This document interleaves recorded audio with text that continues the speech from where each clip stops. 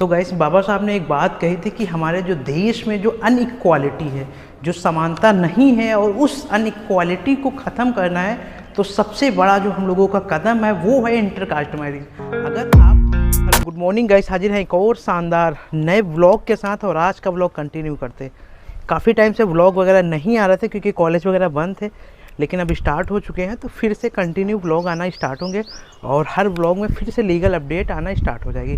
तो व्लॉग पर ऐसे ही कंटिन्यू बने रहिए और व्लॉग को शेयर करते रहिए ताकि हमारी जो लीगल इन्फॉर्मेशन पहुंचाने का प्रयास है वो सफल हो सके। हंसिका कहाँ जा रहे हो? हंसिका, अरे कहाँ जा रहे हो सुबह सुबह?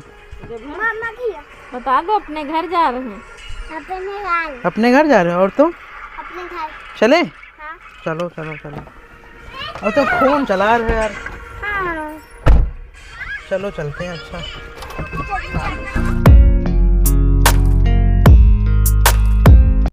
हमारी लॉ फैकल्टी DA सेमिनार पढ़े लिखी कने कुछ बनना रे चाहूं न पखंडा में बड़े कने नाश करना बड़ कहने देखा संविधान जब तय छोड़ दिया से पखंड पे विश्वास करना। Good morning. काफ़ी तेज़ी से पढ़ाई चल रही सुबह सुबह। प्राइवेट इंटरनेशनल लॉ, गजब। चलो चलो पढ़ाई करो।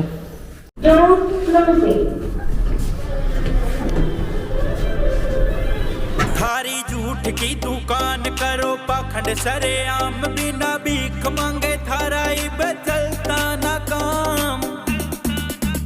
तुम पाखंड बढ़ाओ और शिक्षा को घटाओ, सच्ची बोल कहने देखो मंदिर हो जाएंगे वीरान। तो गाइस अभी कॉलेज में हैं और लगभग टाइम अगर अभी का आपको बताएं तो काफ़ी ज़्यादा हो चुका है। वैसे 2:46। बाबा साहब ने एक बात कही थी कि हमारे जो देश में जो अनइक्वालिटी है, जो समानता नहीं है और उस अनइक्वालिटी को ख़त्म करना है, तो सबसे बड़ा जो हम लोगों का कदम है वो है इंटरकास्ट मैरिज।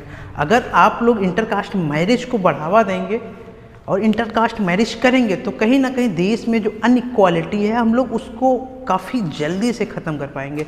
तो कहीं ना कहीं अगर देखेंगे तो अनइक्वालिटी को अगर ख़त्म करना है तो लोगों को इंटरकास्ट मैरिज की तरफ बढ़ावा देना होगा।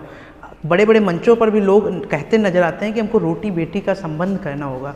इसी चीज़ को देखते हुए राजस्थान में Savitribai Ambedkar intercaste marriage scheme 2006 चलाई जाती है, जिसके तहत कहीं ना कहीं लोगों को प्रोत्साहित किया जाता है कि वो लोग इंटरकास्ट मैरिज करें। अगर कोई इस स्कीम का लाभ लेने के लिए इंटरकास्ट मैरिज करता है तो राजस्थान सरकार उसको 10 लाख रुपए दे रही। कहीं ना कहीं इंटरकास्ट मैरिज को इस स्कीम के तहत बढ़ावा दिया जा रहा है ताकि लोग इंटरकास्ट मैरिज करें, देश में जो अनइक्वालिटी है उसको इस्टेब्लिश किया जा सके। और बाबा साहब को भी लगता था कि देश की अनइक्वालिटी को इस्टेब्लिश करने का जो टूल है कहीं ना कहीं इंटरकास्ट मैरिज उसमें अहम भूमिका निभाता है। तो आपको क्या लगता है कि इंटरकास्ट मैरिज करनी चाहिए लोगों को, रोटी बेटी का संबंध करना चाहिए? कमेंट करके ज़रूर बताइए। और अगर इस स्कीम का लाभ लेना चाहते हैं तो उसमें अगर आप राजस्थान से हैं और आपकी एज लिमिट 35 साल से कम है, 35 साल से अगर कम है और किसी आप शेड्यूल कास्ट में शादी करते हैं या मतलब आप शेड्यूल कास्ट से हो, शेड्यूल टाइप से हो और उसमें शादी करते हो, तभी आपको इस स्कीम का लाभ मिलेगा। और आपकी जो इनकम सर्टिफिकेट, जो आपकी इनकम है वो 2.5 लाख से कम हो, ताकि ये इनकम सर्टिफिकेट को भी इसीलिए लाया गया ताकि आपकी इनकम अगर 2.5 लाख से कम है तो आप गरीब परिवार से होंगे और इस स्कीम का लाभ जो है आपको ही मिले और लोगों को स्कीम का लाभ ना मिले। तो कहीं ना कहीं अच्छी चीज़ है। जो इनक्वालिटी देश में उसको मेंटेन करने के लिए ये स्कीम काफ़ी कारगर साबित हो सकती है और कहीं ना कहीं होती रही है। अगर इस स्कीम में पहले 5 लाख रुपए मिलता था, लेकिन अब इस स्कीम के तहत अगर कोई इंटरकास्ट मैरिज करता है तो उसको 10 लाख रुपए मिलेगा। और रुपए कैसे, उसको 10 लाख गवर्नमेंट कैसे देगी? अगर बात करेंगे तो इस स्कीम का बजट कहाँ से आता है, तो जिसमें से 75% पैसा सेंट्रल गवर्नमेंट देती है और 25% पैसा स्टेट गवर्नमेंट देती है। अगर आप इंटरकास्ट मैरिज कर लेते हैं और इंटरकास्ट मैरिज करने के बाद आपको अप्लाई करना है कि भाई साहब हमने इंटरकास्ट मैरिज वगैरह राजस्थान से जो इनकी क्राइटेरिया वगैरह थी उनको फुलफिल करते हुए मैरिज कर लिए, तो आपको एक साथ 5 लाख रुपए दे दिया जाएगा। बाकी जो शेष 5 लाख रुपए बचेगा वो आपको 8 साल बाद दिया जाएगा। तो कहीं ना कहीं जो अमाउंट का ड्यूरेशन है 8 साल, ये भी कहीं ना कहीं काफ़ी शानदार है, ताकि लोग ऐसा ना करें कि इस पैसे के लिए मैरिज करें और मैरिज करने के बाद फिर से वो शादियाँ वगैरह मतलब कंटिन्यू ना करें। तो कहीं ना कहीं इस ड्यूरेशन को भी रखा गया है। तो कहीं ना कहीं राजस्थान में जो इंटरकास्ट मैरिज को बढ़ावा देने के लिए काम किया जा रहा है, वो काफ़ी कहीं ना कहीं आप इस स्कीम के तहत कह सकते हैं सही है। और भी स्टेटों में ऐसे ही स्कीम लानी चाहिए ताकि लोग इंटरकास्ट मैरिज के लिए प्रोत्साहित हों और इंटरकास्ट मैरिज करें। और राजस्थान में अगर आप देखेंगे तो कहीं ना कहीं जातिवाद काफ़ी चरम पर है, other as compare to other state से राजस्थान में काफ़ी जातिवाद है। तो आपको अपनी जो शादी है उसको रजिस्टर्ड करवाना होगा, तभी आप इस स्कीम का बेनिफिट्स वगैरह उठा सकते हैं। तो व्लॉग पर कंटिन्यू करते हैं। ये लीगल अपडेट थी, और कहीं ना कहीं हमारे चैनल का भी है कि अगर लीगल अपडेट नहीं तो रहती है तो बिल्कुल सूना लगता है। तो ऐसे लीगल अपडेट के लिए कंटिन्यू बने रहिए और व्लॉग को बिल्कुल भाई सब शेयर करते रहिए, ताकि जो लॉ की इन्फॉर्मेशन और लोगों तक भी पहुँचे। तो चलते हैं, बैग अपना वेट कर रहा है और निकलते हैं यहाँ से। जय भीम अरुण भाई। और जलवा है? सब जलवा। कहाँ टहल रहे हो? मिलने आए। भौकाल टाइट है एकदम। अरे कहना क्या चाहते हो?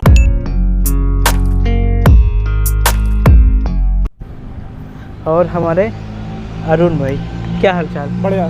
काफ़ी दिन के बाद मिले हम लोग। इंटर की कोचिंग साथ में की है और काफ़ी दिन के बाद मुलाकात हो रही काफ़ी टाइम इस बार तो काफ़ी लेट मिला गया ना। और तैयारी चल रही? बढ़िया। प्रिपरेशन चल रही? एकदम मस्त। काफ़ी तेज़ी से? Online offline? ऑफलाइन। अच्छा, तो काफ़ी टाइम बाद मुलाकात हुई, काफ़ी देर तक बैठे और हम भी निकल रहे हैं। हमारी गाड़ी भी इंतज़ार कर रही है क्योंकि घर चलना है और टाइम काफ़ी ज़्यादा हो चुका है। अगर दिखाएं तो 3:48। चले अरुण भाई, मिलते हैं फिर।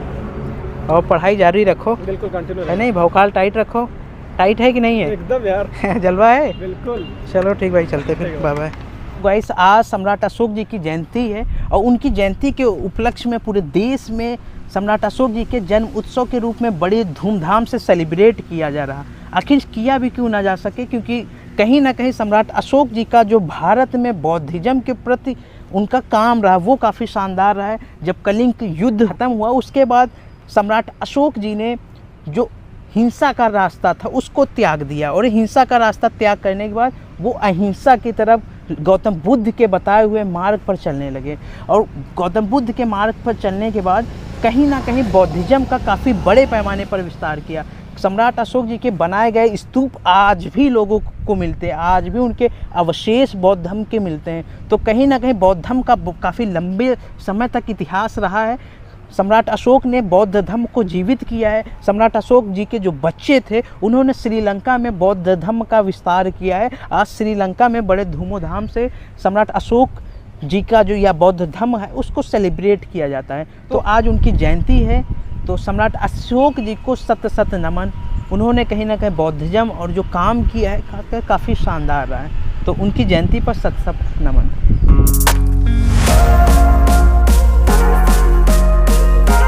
Arranged marriage concept basically lies in retaining caste purities. It is a marriage within subcastes and it goes to the level of gotras to finding the communion. Love marriage is challenged to caste marriages. It is a choice that one has chosen. It is a position that one has assumed, and it is an agency where the child or the people who have decided to marry have decided for themselves. And the youth, if they have to liberate themselves, love and sexual revolution can possibly lead to liberalizing the suppressed desires. That's why we have so many violences, domestic or otherwise, that are existing between families and couples. And families